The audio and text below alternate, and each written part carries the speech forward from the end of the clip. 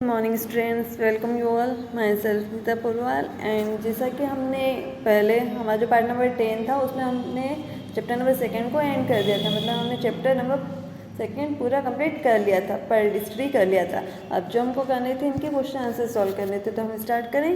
तो सबसे पहला जो क्वेश्चन हमको दिया हुआ है, हमने जब चैप्टर के बीच के क्वेश्चन से जो चैप्टर के बीच में आए थे वो सारे क्वेश्चन हमने पढ़ते समय ही क्या कर लिए, सॉल्व कर लिए थे। तो अब जो हमको क्वेश्चन सॉल्व करने हैं वो अभ्यास के करने हैं। तो हमको जो सबसे पहला जो क्वेश्चन अभ्यास का दिया हुआ है वो बोला हुआ है, सोडियम क्लोराइड को जल के निम्न को पृथक करने के लिए आप किस विधि का उपयोग करोगे। यानी कुछ विधियाँ हमको कुछ दिए हुए हैं मिक्सचर हमको, और उनको देख के हमको बताना है कि हम इसको पृथक करने के लिए कौन कौन सी विधि का उपयोग करेंगे।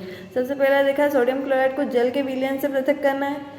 यानी कि नमक को जल से, सोडियम क्लोराइड यानी नमक को जल से अलग करने के लिए कौन सी विधि यूज़ करेंगे हम, वाष्पीकरण की या क्रिस्टलीकरण की। ठीक है। देन सेकेंड देखा, अमोनियम क्लोराइड को सोडियम क्लोराइड तथा अमोनियम क्लोराइड के मिश्रण से पृथक करना है। यानी दोनों क्या है, सेम ही है, मतलब क्या है, दोनों ठोस अवस्थाएं हैं, पर क्या है, एक का क्वथनांक ज़्यादा है एक का कम। तो कौन सी विधि यूज हो जाएगी, ऊर्ध्वपातन विधि। देन देखा है, धातु के छोटे टुकड़े को कार के इंजन से ऑयल से पृथक करना है। यानी धातु के टुकड़े को कार के इंजन ऑयल से अलग करना है, ऑयल से अलग करना है। तो इसको तो छान के अलग कर सकते हैं, धातु का टुकड़ा तेल मतलब ऑयल में है। तो उसके बाद देखा, दही से मक्खन को निकालने के लिए काय की विधि पढ़ी थी हमने, मथनी की विधि या अपकेंद्रण विधि। देन देखा, जल से तेल निकालने के लिए, जल से तेल निकालने की कौन सी पढ़ी थी हमने, पृथककारी की पाली, है ना। ऊपर हमने ये सारी चीज़ें पढ़ी हुई है चैप्टर में। चाय से चाय की पत्ती को पृथक करने के लिए कौन सी विधि, छन्नी द्वारा छानकर। चाय हमने बनाएंगे तो उसमें चाय है तो उसको छानते हैं हम छन्नी से, ये तो कौन सी हो जाएगी, छन्नी विधि वाला। फिर बालू से लोहे की पीनों को पृथक करना है तो चुंबकीय पृथक्करण। चुंबक द्वारा क्या हो जाएगी, लोहे की पीन अलग हो जाएगी और बालू बच जाएगी। देन दे रखा है, भूसे से गेहूं के दानों को अलग करना है तो कौन सी, मिश्रण वाली, हवा वाली विधि, है ना। मतलब क्या करेंगे हम, पटकन विधि बोल सकते हैं। फिर देखा, पानी में तैरते हुए महीन मिट्टी के कणों को पानी से अलग करना। मोटे कण पानी में तैर रहे हैं तो उनको अलग करना, छानन विधि, सीधी बात। दे देखा है, पुष्प की पंखुड़ियों से निचोड़ से विभिन्न रंजकों को पृथक करना, कौन सी, क्रोमेटोग्राफी। पुष्प में से क्या करना है, रंग को भेजने की, रंग को अलग अलग करने के लिए हमने पढ़ी थी ना, क्रोमेटोग्राफी विधि। तो इस तरह से क्या हुई, ये पूरी सारी विधियाँ हमको दी हुई थी और हमने पता कर लिया कि हमको कौन सी विधि कहाँ यूज़ करनी होगी। तो नेक्स्ट दे रखे हैं हमको क्वेश्चन, वो दे रखा है, चाय तैयार करने के लिए आप किन किन चरणों का उपयोग करेंगे। विलयन, विलायक, विलेय, घुलना, घुलनशील, अघुलनशील, घुलेय तथा अवशेष शब्द का उपयोग करें। मतलब चाय बना रहे हैं और हमको इन सारी चीज़ों का यूज़ करना है, जो हमको वर्ड्स दिए हुए हैं उसका। तो चाय तैयार करने की विभिन्न चरण, सबसे पहले क्या कहते हैं, चाय बनाने के लिए बर्तन की आवश्यकता होती है तथा जल लेकर उसमें चूल्हे पर रखते हैं। अब जल जो रहेगा वो क्या रहेगा हमारा, क्योंकि अगर हम चाय बना रहे हैं तो हम पानी भी क्या लेंगे, ज़्यादा मात्रा में लेंगे, और जो ज़्यादा मात्रा में होता है क्या हमारा, विलायक होता है। तो जल क्या हो जाएगा, विलायक हो जाएगा। इसमें आवश्यकता अनुसार चाय की पत्ती डालते हैं। तो चाय की पत्ती क्या होती है, अघुलनशील होती है। तो अघुलनशील वर्ड भी यूज गया, जो अघुलनशील है तथा गर्म करने पर इसका अर्क और रंग जल में मिल जाता है। उसके बाद देखा, इसमें आवश्यकता अनुसार दूध डालते हैं। पानी ज़्यादा और दूध कम तो दूध क्या हो जाएगा, विलेय हो जाएगा। इसके बाद आवश्यकता अनुसार शक्कर डालते हैं जो घुलनशील है तथा इसमें मिश्रण में घुल जाती है। अब घुलनशील वर्ड का भी यूज़ हो गया, ये चाय घुलनशील है। उसके बाद देखा, चाय के मिश्रण को अच्छी तरह खोलाते हैं, फिर चाय के मिश्रण को एक छन्नी द्वारा छान लेते हैं। छन्नी द्वारा छान लिया तो क्या हो जाएगा, जो घुले होगा वो बर्तन में छनकर आ जाएगा। यानी जो घुला हुआ है चाय में वो क्या हो जाएगा, नीचे निकल जाएगा, और जो अवशेष है वो क्या रह जाएगा, ऊपर बच जाएगा। तो इस तरह से हमको जितने भी वर्ड्स बोले थे वो सारे हमने क्या कर लिए, यूज़ करके चाय बनाने की मेथड हमको इनको एक्सप्लेन कर दी, क्योंकि हमको आंसर में एक्सप्लेन ही करना था चाय बनाने की मेथड, बट उसमें इन सारे वर्ड्स का यूज़ करना था। इस प्रकार चाय प्राप्त में चाय जल में चीनी, दूध, चाय पत्ती में अर्क का विलयन होगा, और लास्ट में क्या हो जाएगा, ये सारा चीज़ मिली, यानी चाय दूध मिलकर मिश्रण बनाए, तो क्या बनाए, विलयन बनाए। तो इस तरह से हमको क्या पता चल गया, ये सारे वर्ड यूज़ करने थे और हमको पता चल गया कि चाय एक तरह से विलयन है। उसके बाद क्वेश्चन दिया हुआ है हमको,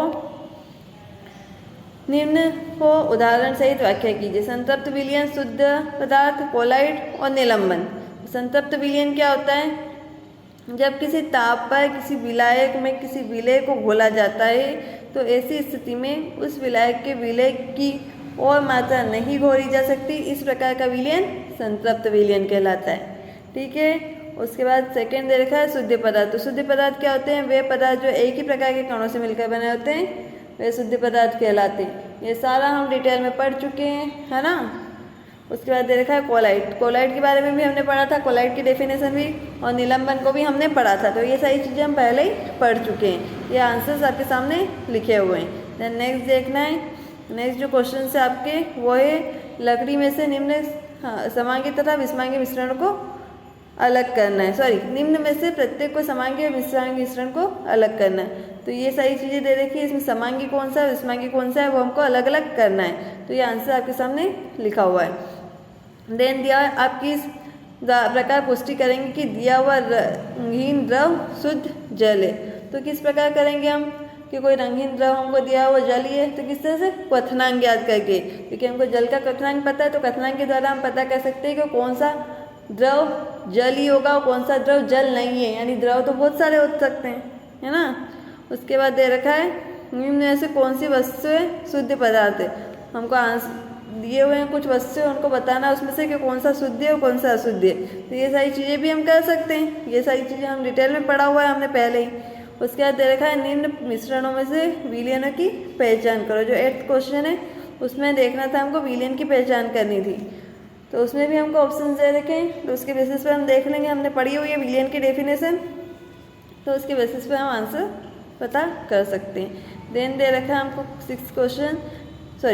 9th क्वेश्चन, निम्न में से कौन सा टिंडल प्रभाव को दर्शाता है। हमको कुछ ऑप्शंस दिए हुए हैं और बताना है हमको कि कौन सा टिंडल प्रभाव को दर्शाना है। टिंडल प्रभाव हमने पढ़ा था, है ना, तो उसके बेसिस पर हम इसका आंसर फाइंड आउट कर सकते हैं। देन देखा है निम्न को तत्व, यौगिक तथा मिश्रण में वर्गीकृत करें। यहाँ कुछ ऑप्शंस दे रखे हमको और उनको हमको तत्व, यौगिक और मिश्रण बताना है कि कौन सा तत्व होगा, कौन सा यौगिक होगा, कौन सा मिश्रण होगा, जो कि आंसर आपके सामने दिया हुआ है। देन हमको दिया हुआ है क्वेश्चन, निम्न में से कौन से परिवर्तन रासायनिक परिवर्तन है। तो ये रासायनिक परिवर्तन, भौतिक परिवर्तन हमने पढ़े थे, उसके बेसिस पर हमको देख लेना है। जो रासायनिक परिवर्तन होंगे वो आंसर में आ जाएंगे और जो भौतिक परिवर्तन होंगे वो अलग कर देंगे हम। ठीक है, तो इसमें रासायनिक परिवर्तन की पहचान हम कर सकते हैं। तो इसी के साथ हमारे जो अभ्यास के क्वेश्चन थे वो सारे क्वेश्चन हो गए कंप्लीट। अब जो है कुछ क्वेश्चन है एक्स्ट्रा क्वेश्चन वो आपको नोट करना है। तो सबसे पहला जो क्वेश्चन है वो दे रखा है यहाँ पर, इसको क्वेश्चन नंबर 1 कर लेना, है ना। 1 मिनट, ये हो जाएगा क्वेश्चन नंबर 1। ये एक्स्ट्रा क्वेश्चन है आपके। दिया हुआ है मिश्रण और यौगिक में अंतर स्पष्ट कीजिए। तो हमने लास्ट वीडियो में ही पढ़ा था मिश्रण और यौगिक में अंतर। ये आपके सामने आंसर लिखा हुआ है, ये आपको नोट करना है। इसके अलावा सेकेंड क्वेश्चन रहेगा जो एक्स्ट्रा क्वेश्चन का रहेगा हमारा, वो है गलनांक और क्वथनांक में अंतर। ठीक है, तो गलनांक क्या होता है, क्वथनांक क्या होता है, ये हमने चैप्टर नंबर 1 में भी पढ़ा है, 2nd में भी पढ़ा था। तो ये आपको इन दोनों में अंतर लिखना है। इसके बाद जो नेक्स्ट क्वेश्चन लिखना है आपको वो है 3rd क्वेश्चन रहेगा, मिश्रण के घटकों के पृथक की 4 विधियों के नाम तथा उदाहरण लिखिए। तो मिश्रण के पृथक्करण की बहुत सारी विधियाँ हमने चैप्टर नंबर 2nd में पढ़ी है, उसमें से हमको कोई 4 विधियाँ लिखनी थी तो वो लिखी हुई है, उसका उदाहरण भी लिखे हुए हैं। देन जो नेक्स्ट क्वेश्चन करना है आपको, क्वेश्चन नंबर 4 रहेगा ये, वो क्या है, कोलाइड के 4 गुणधर्म लिखिए। यानी कोलाइड जो होता है उसके कोई 4 गुणधर्म लिखने हैं और ये आंसर भी आपके सामने लिखा हुआ है। देन जो नेक्स्ट क्वेश्चन करना है आपको, क्वेश्चन नंबर 5, वो है आपका, आपके परिवेश में प्रक्षेपित टिंडल प्रभाव के कुछ उदाहरण लिखे। टिंडल प्रभाव क्या होता है हमने पढ़ा था, तो उसके कुछ उदाहरण हमको लिखना है। तो ये हो गया क्वेश्चन नंबर 5। उसके बाद क्वेश्चन नंबर 6 में है आपका क्या है, सत्य असत्य। यहाँ पे आपको क्वेश्चन दिए हुए हैं सत्य असत्य कथन, उसके आंसर यहाँ लिखे हुए हैं। ठीक है, पहला दिया है जल नमक में घोल निलंबन होता है, नहीं, वो क्या होता है, विलयन होता है। एरोसोल और कोलाइड विलयन का प्रकार होता है क्या? एरोसोल कोलाइड विलयन का प्रकार होता है। नमक और गंधक के मिश्रण को ऊर्ध्वपातन विधि द्वारा अलग किया जा सकता है क्या? नहीं, नमक और गंधक को ऊर्ध्वपातन विधि द्वारा अलग नहीं कर सकते हम। फिर देखा विलयन एक समांगी मिश्रण होता है, सत्य। निम्न में से कांच की बोतल को टूटना रासायनिक परिवर्तन है? नहीं, कांच टूट रहा है तो कांच तो ये क्या हो जाएगा, ये भौतिक परिवर्तन कहलाएगा। ठीक है, तो ये आपको सत्य असत्य हो गए। सत्य असत्य के बाद आपको मेजर कॉलम दी हुई है, आंसर्स आपके सामने लिखे हुए हैं, आपको मेजर कॉलम करना है, नोट करना है। देन दे रखा है आपको एक वाक्य में उत्तर। ये कुछ क्वेश्चन दे रखे हैं, यहाँ पर भी है और यहाँ पर भी है, इसके सारों के आंसर यहाँ पर आपके सामने लिखे हुए हैं। ठीक है, तो आपको ये सारा अपनी कॉपी में नोट करना है। ठीक है, और इसी के साथ हमारा चैप्टर नंबर 2 जो है वो एंड हुआ। अब जो हम नेक्स्ट चैप्टर पढ़ेंगे वो हम पढ़ेंगे नेक्स्ट वीडियो में। Okay, thank you.